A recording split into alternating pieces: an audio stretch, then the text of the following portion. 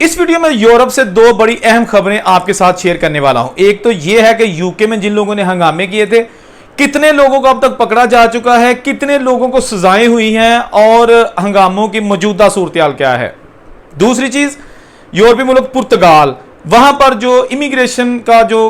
Department है जिसको आइमा कहते हैं, उसके मुलाजमीन ने भी 22 अगस्त से 31 दिसंबर तक एहतजाज के तौर पर हड़ताल का ऐलान कर दिया है। और उनका ये फैसला सामने क्यों आया, क्यों आइमा ने हड़ताल का ऐलान कर दिया है, क्या इससे जो वहां पे लोग जिन्होंने फाइल लॉक्स करवाई हुई हैं, इमिग्रेशन का प्रोसेस चल रहा है, उनको क्या नुकसान होगा, ये भी आपके साथ बड़ी तफसील के साथ शेयर करेंगे, इसलिए वीडियो को सारी देखिएगा। तो पहले हम करते हैं बात, इसका जिक्र करते हैं यूके का। अच्छा, यूके में जो हंगामे हुए थे एक गलत खबर की बुनियाद पर, एक अफवाह की बुनियाद पर कि जी जो 3 बच्चियों को मारा गया है वो एक मुसलमान था और किश्ती के जरिए वो as a immigrant, as a asylum seeker आया था। तो जनाब इस पे हंगामे बर्पा हो गए और अब तक वहां पर 1024 लोगों को गिरफ्तार किया गया है। ये बिल्कुल आज के ताज़ा तरीन फिगर्स हैं। आज तारीख है 14 अगस्त और आज जो है ना वो जो रिलीज किए गए हैं फिगर्स, 1024 लोगों को गिरफ्तार किया गया है, जिनमें से 510 लोगों को चालान करके, यानी उनको जो है ना सजाएं देने का अमल शुरू हो गया, उनका चालान पेश कर दिया गया है। जिन लोगों को सजाएं दी हैं उनकी जो नाम तो सामने नहीं आ सके, लेकिन उनके मिनिमम एज 11 साल है और ज्यादा से ज्यादा जो है ना वो 69 साल का बुजुर्ग है। तो ये वो लोग हैं जिनको अभी तक अदालतों में पेश किया गया है। और साथ वहां की हुकूमत ने यह भी कह दिया है कि अगर ये सिलसिला ना रुका और आइंदा भी किसी ने जुर्रत की तो 10 साल तक सजा सुनाई जा सकती है। मुल्क का अमन अमान जो भी खराब करेगा उसको 10 साल तक की सजा सुनाई जाएगी। इस सारी सूरत-ए-हाल के पेश नज़र अब जो वहां पर दाएं बाजू के जमात के जो वाइट फार्म लोग थे उनमें किसी हद तक एहतजाज और जो वायलेंस कर रहे थे उनमें कमी आई है। इसके साथ साथ अब वहां की हुकूमत भी सर जोड़कर बैठ गई है कि ये जो इस तरह का 2011 के बाद पहली बार ऐसा हंगामा राई शुरू की गई है इंग्लैंड में। 2011 में भी बहुत वसी पैमाने पर इस तरह के एहतजाज शुरू हुए थे और उसमें जो गिरफ्तार लोग थे उनकी तादाद आज जो गिरफ्तार हैं इनसे कई गुना ज़्यादा थी। तो अभी जो 2024 में ये जो हंगामा राई यूके में, इंग्लैंड में और इसके जो सराउंडिंग एरियाज वहाँ पे शुरू की गई है, वो सिर्फ मुसलमानों और इमिग्रेंट्स के खिलाफ थी। मुसलमान किसी भी मुल्क के हैं या जो इमिग्रेंट्स वो आते हैं, ख़ासतौर पर जो असाइलम सीकर्स आते हैं, ये उनसे नफरत का एक इजहार था। नफरत की बुनियाद पर यह सारा कुछ किया गया था। गो के जो एहतजाज करने वाले थे उनको पता था कि ये सारी सूरत हाल जो है ना ये मुसलमानों की पैदा करदा नहीं है, ये असाइलम सीकर्स की पैदा करदा नहीं है, लेकिन वो नफरत करते हैं असाइलम सीकर्स से जो लोग किश्तियों के जरिए उनके मुल्क में आके झूठ बोलकर, बकौल उनके कि ये झूठ बोलकर पनाह हासिल करते हैं और यहाँ से फंड्स खाते हैं, अपने बच्चों को बुलाते हैं और फिर कल को अगर इनको पेपर्स मिल जाते हैं फिर हमें अपनी जो है ना वो रवाया सिखाना शुरू कर देते हैं कि जी नहीं, हम ऐसा नहीं होना देंगे और हम ऐसे नहीं होने देंगे। तो ये सारी चीज़ें हैं जिन्होंने वाइट फार्म जो दाएं बाजू की जमात है, जिनमें यूके रिफॉर्म्स पार्टी सबसे सरफरिस्त है, उन्होंने ये हंगामा राई का सिलसिला शुरू किया था। तो अब जो लेटेस्ट खबर है 1024 के करीब लोग पकड़े गए हैं और उनमें से 500 से ज़ायद लोग हैं जिनके चालान पेश कर दिए गए हैं। और अब जो वहाँ के वज़ीर आज़म है सर के स्टार्मर, उन्होंने भी इस पर बड़ी दूर रस हिकमत अमली बनाने का फैसला किया है। जो ज़्यादा पुलिस फोर्स है उसको भर्ती करने का फैसला किया गया है जो एहतजाज करने वाले लोग हैं इनसे निपटने के लिए। और साथ ये भी यकीन दिलवाया गया है कि जो भी इस मुल्क में रहता है, खा उसका ताल्लुक किसी भी मजहब, किसी भी फिरके या किसी भी रंग से हो, तो उनको अब हर सूरत नकेल डालने का फैसला किया गया है।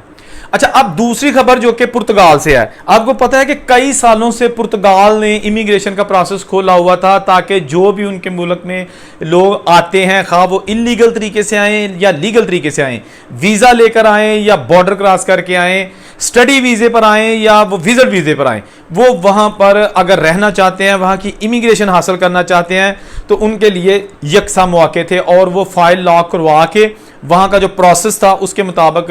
पीआर हासिल कर सकते थे।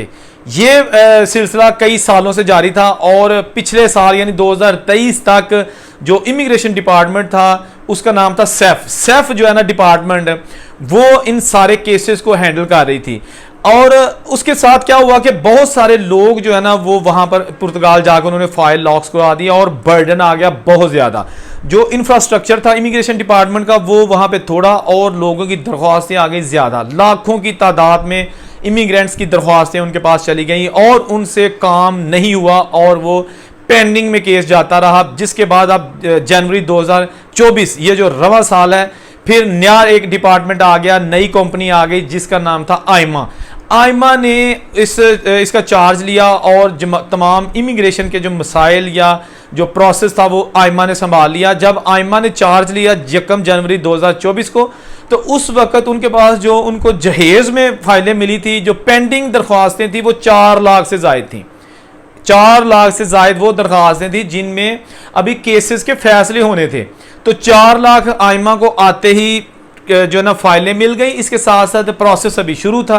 पाबंदी तो लगी नहीं थी, नई दरख्वास्तें भी हज़ारों की तादाद में आना शुरू हो गई और जो स्टाफ था वो भी थोड़ा था, जो इंफ्रास्ट्रक्चर था वो भी थोड़ा था, काम ज़्यादा था। तो अब जो है ना आइमा ने उनके स्टाफ को कहा गया था कि आप ओवर टाइम करो, काम करो, ओवर टाइम करो और जितनी जल्दी हो सके ये जो पेंडिंग फाइलें हैं इनको इक्वल लेके आओ, बराबर लेके आओ। अब जो है ना वो फिर भी काम जो है ना वो पेंडिंग नहीं, जो है ना वो पेंडिंग में ही रह रहा था, उसको सॉल्व नहीं किया जा रहा था। तो हुआ ये कि अब जो है ना बर्डन से तंग आके जो आइमा का स्टाफ है उसने वाज़ेह तौर पर कह दिया कि जी हम 21 अगस्त या 22 अगस्त से लेके बाकी जो पूरा साल है 31 अगस्त 2024 एहतजाज करेंगे और हम जो है ना वो स्ट्राइक पे जाएंगे, जस्ट बिकॉज ऑफ जो है ना ओवर लोडेड उनके पास जो काम है उसकी वजह से, क्योंकि जो वहाँ के वसाइल हैं वो थोड़े हैं और जो काम है वो ज़्यादा है। अब गो के पिछले 2-2.5 महीने पहले जो है ना वो इन्होंने आइमा ने इमिग्रेशन डिपार्टमेंट ने, पुर्तगाल की इमिग्रेशन डिपार्टमेंट ने पाबंदी लगा दी है, नई फाइल लॉक नहीं हो सकती। कब तक ये पाबंदी रहेगी इसके बारे में अभी कुछ नहीं कहा जा सकता, लेकिन उसके बावजूद आइमा पर बोझ इतना है कि एक तो जिनके अभी पहले टीआरसी कार्ड आने हैं उनके प्रोसेस आ रहे हैं, इसके साथ साथ जिन लोगों के पहले टीआरसी कार्ड एक्सपायर हो चुके हैं, 2 साल की मुद्दत पूरी कर चुके हैं, अब उनको दूसरा टीआरसी कार्ड मिलना जो कि 3 साल के लिए होगा। तो वो जो एक्सपायर शुदा की जो तजदीद है, जो नए रीन्यू होने हैं, वो भी डिले का शिकार हैं। बहुत सारे ऐसे लोग हैं जो वहाँ का टीआर कार्ड,